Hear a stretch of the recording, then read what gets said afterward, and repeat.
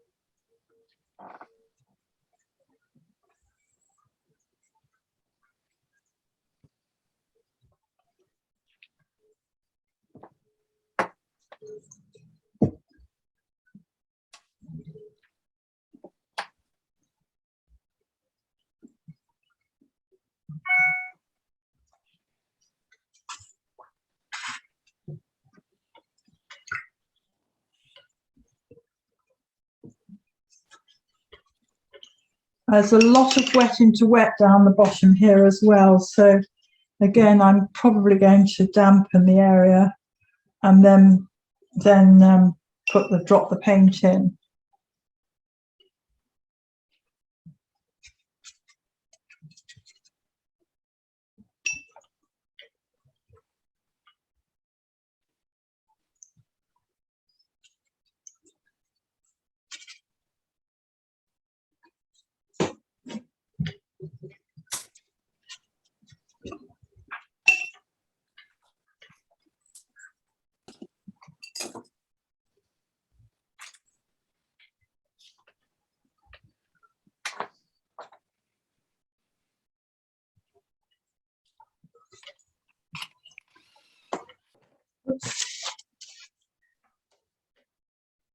Just going to go out a bit, but yeah.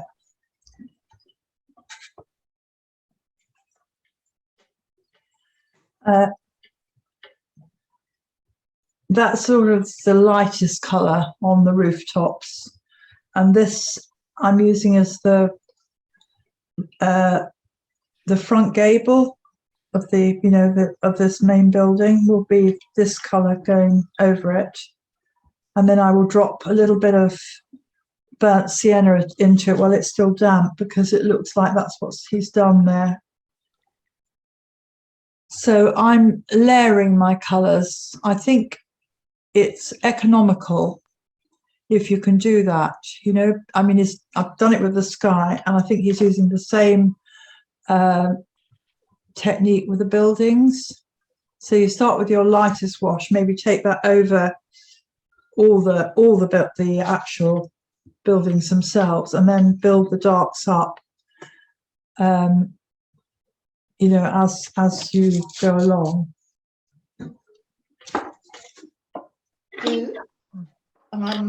My blue is still coming out far too blue, even though I've... Can you show it to me, Shelley, when you've dried it? Just dry it and show it to me. Okay.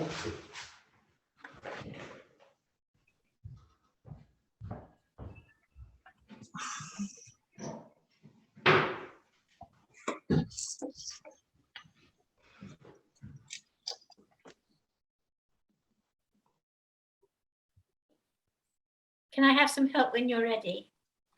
Yes, just hold on one sec. Yeah. How'd you make that grey, Sue? Which one? The clouds? This one, Prussian blue, alizarin crimson, and a little bit of raw sienna. Okay, thank you. But I tried it out several times, Prue, on this piece of paper before I you know, I think, well, I was aiming for this, Yeah. because over the yellow sort of softens it, the bluiness of it a bit. Yeah. You know what I mean? You know, the fusing of colour in particular in the sky is so characteristic of watercolour painting, almost impossible to do with any other medium. Yeah.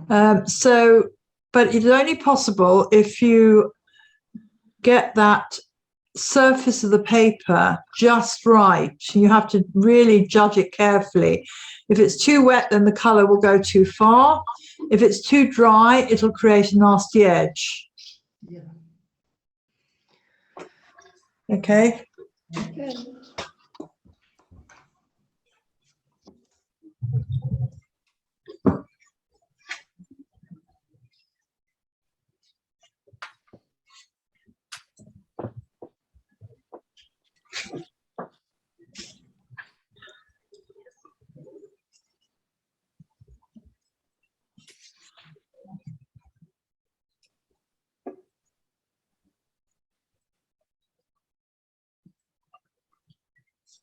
Anybody else need help, or everybody else all right? Okay. Okay, thank you.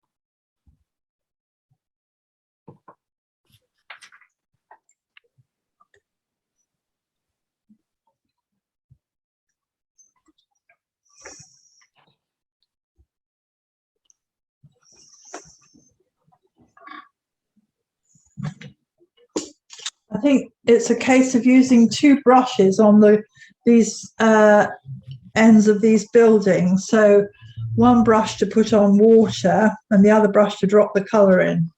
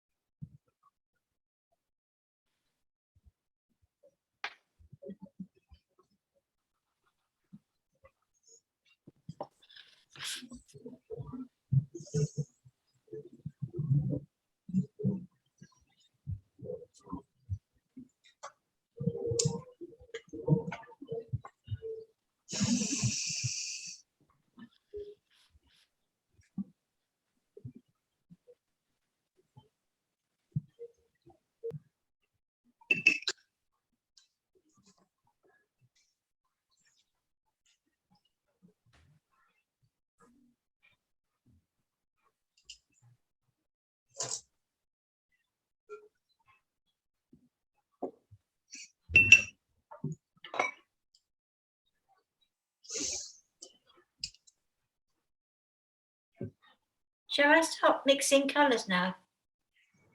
Yes, well, you're going to do the sky first, aren't you? Yes.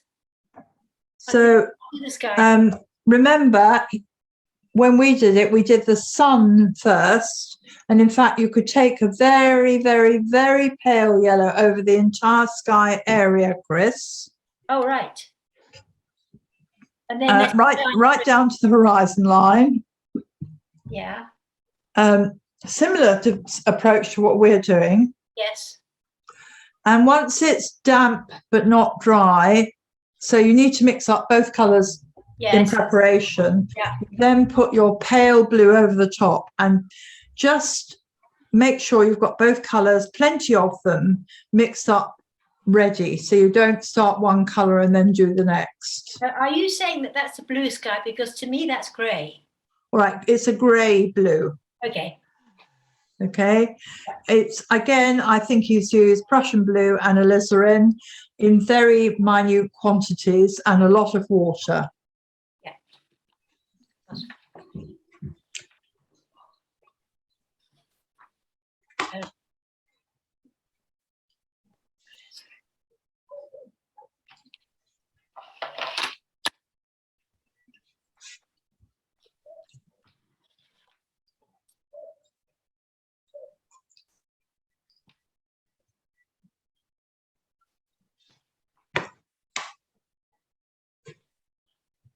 What did you say with the alizarin?